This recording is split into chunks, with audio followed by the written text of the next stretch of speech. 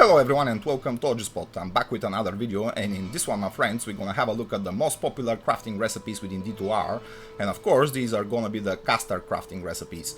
Starting up with the most useless one in my opinion, that's gonna be the weapon, and in order to craft yourself a caster weapon you have to use 3 weapon base types, and them being scepters, staffs or wands.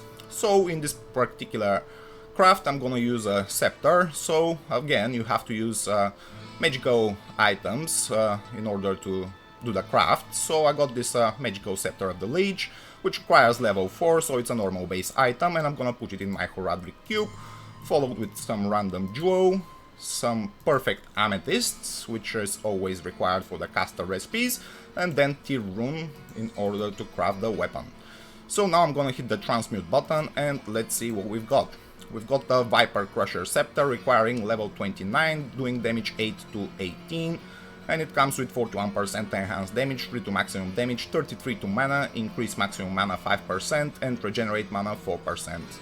Of course, this is completely useless item, but sometimes, eventually, you can get lucky, and you can get some decently rolled skills on such base items, for example.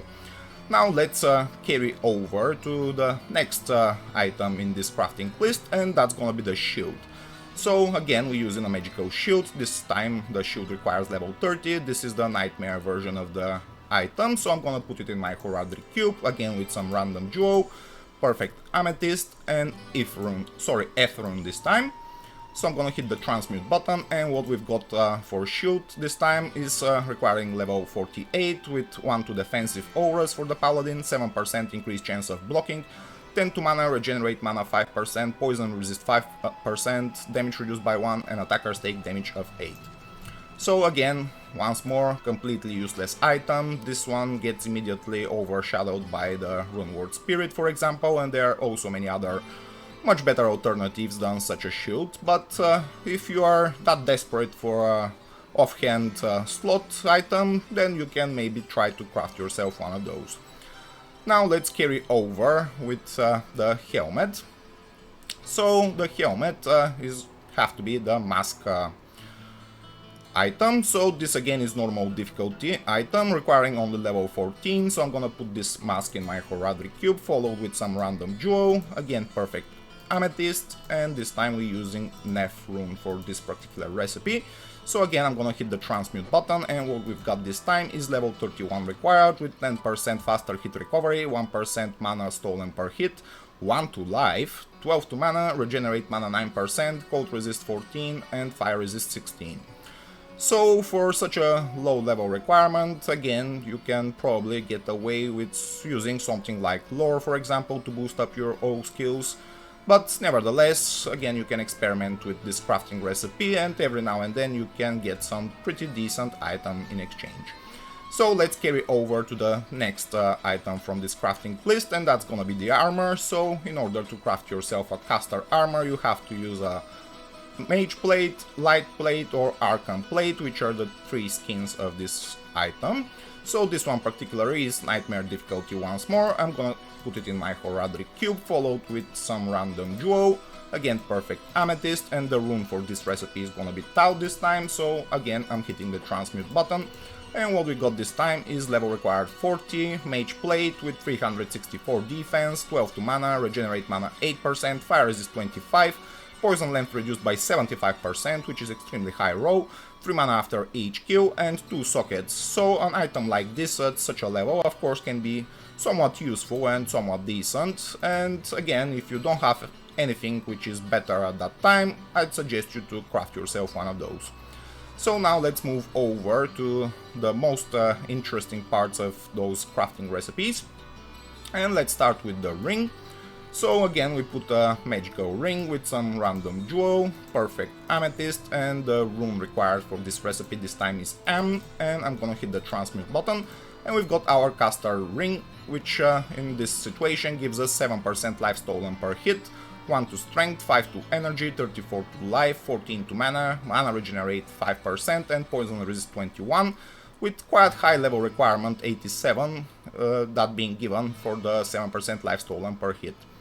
Apart from that, not that good of a ring, but with all the other recipes, again, you can experiment.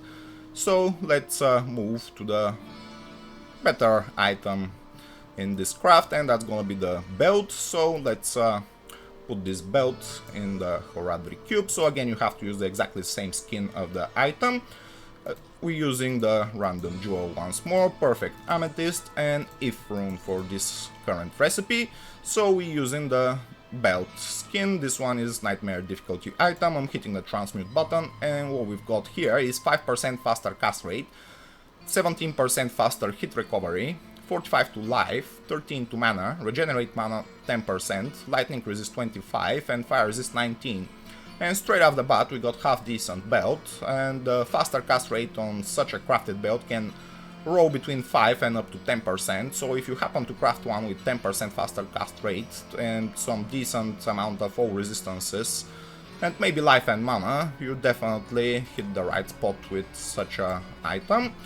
And probably so far this is the best item that we've crafted. And now let's move over to the boots, which are quite popular among these caster crafting recipes. So we're using the standard boot from normal difficulty this time.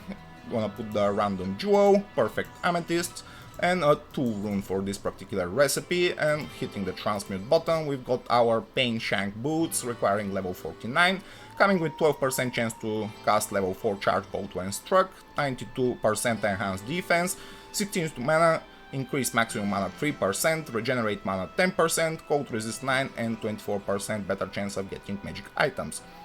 Once more, not that usable item, but of course the more you craft of these, the chances are you're gonna get away with something really decent and really GG.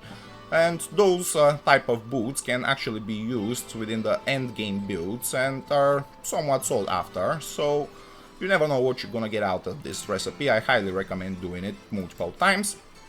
And now let's go over to the gloves. So again, we're using we're using this skin of the gloves.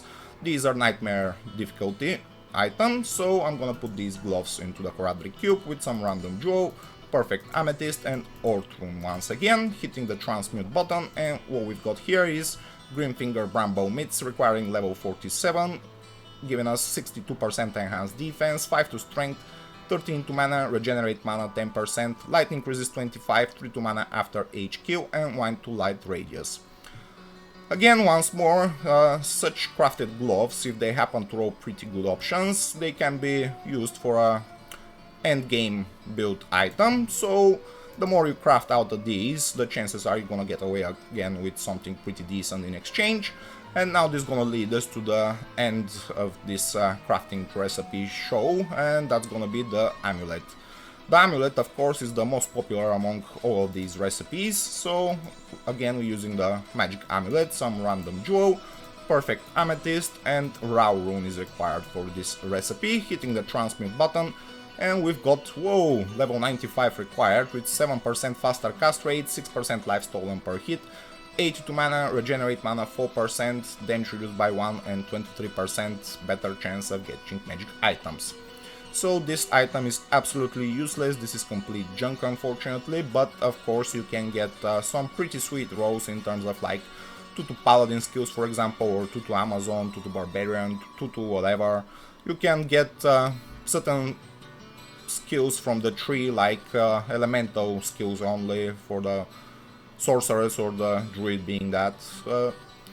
You can also get up to 20% faster cast rate on such a crafted amulet, so imagine combining 20% faster cast rate with 2 sorceress skills for example, and then you get like 80 mana and some all resistances. This is gonna be extremely valuable amulet. So the chance to craft one of these are actually pretty slim, but the more of them you craft, of course, the higher the chance you get.